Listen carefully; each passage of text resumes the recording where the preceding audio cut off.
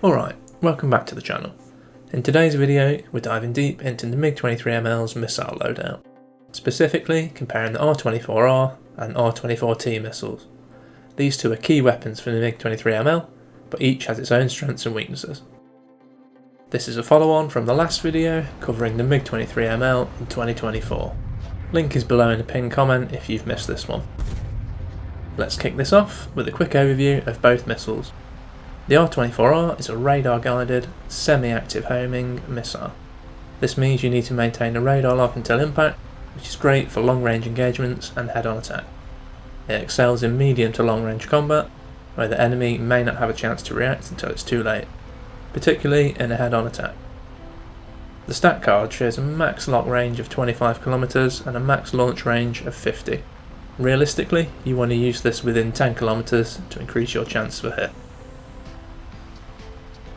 The R-24R also has IOG, or inertial guidance, so it will continue to track the direction a target was going if you do lose radar lock.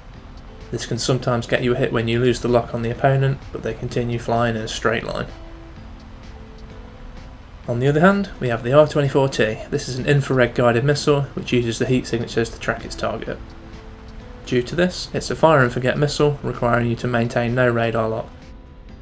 The R-24T can also lock targets from the front aspect, up to 4.3 km on the stat card. Both missiles are quite manoeuvrable, able to pull 24 Gs, and they have decent explosive mass. Now let's dive deeper into the R-24R. The R-24R is a great weapon for mid to long range engagements, especially against targets that are flying directly at you.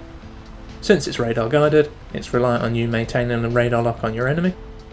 This missile, paired with the MiG-23ML's radar, has good chaff filtering, which along with the inertial guidance can occasionally get hits on opponents where the radar lock is lost or is locked onto chaff.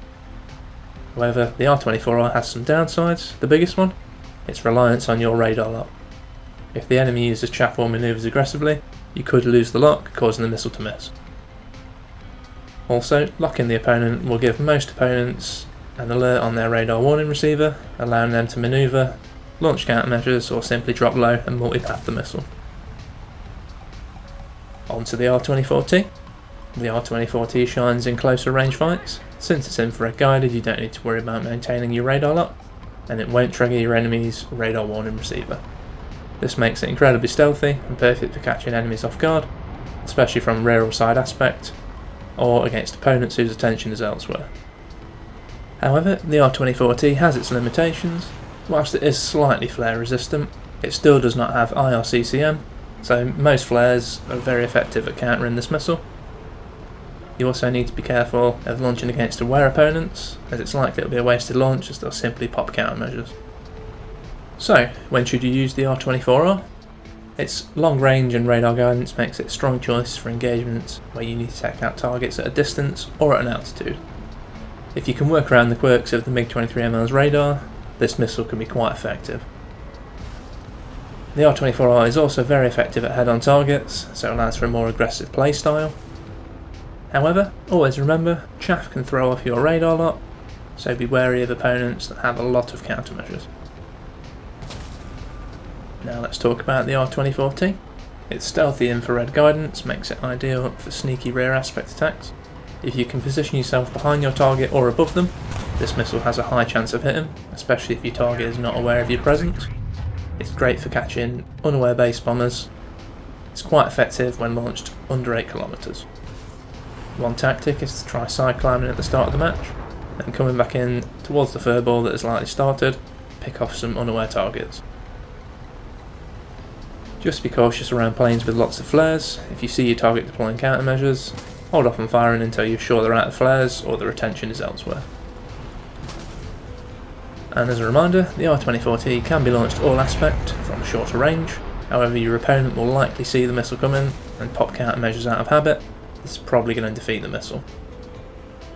If you are going to try this, it may be better to save the missile for later in the match, when most of your opponents will use a lot of their countermeasures. So, in conclusion, both the R-24R and the R-24T bring something unique to the table.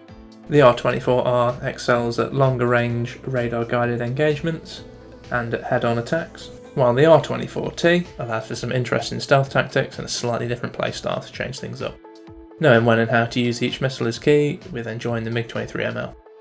Overall, the R-24R would probably be more effective, as it's slightly more reliable.